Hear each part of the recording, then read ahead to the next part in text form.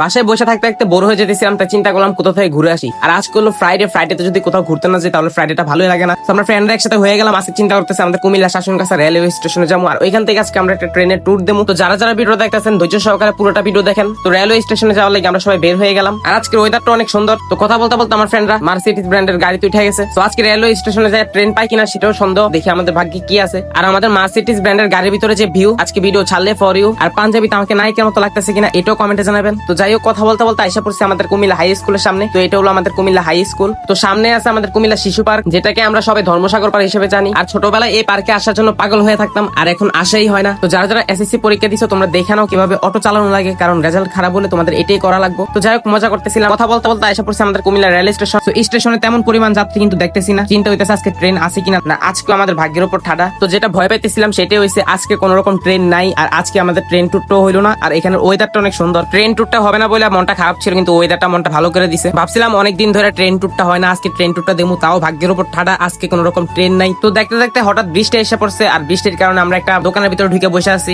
তো আজকে আমাদের ব্যাড লাক, ট্রেন ট্যুরটাও হইলো না। আর ওয়েদারটা অনেক সুন্দর ছিল, ভাবছিলাম ঘুরমু, কিন্তু বৃষ্টিও এসে পড়ছে। তো যাই হোক, আজকের ভিডিওটা এতটুকু। ভিডিওটা ভালো লাগলো অবশ্যই লাইক কমেন্ট শেয়ার করে যাবেন। আসসালামু আলাইকুম।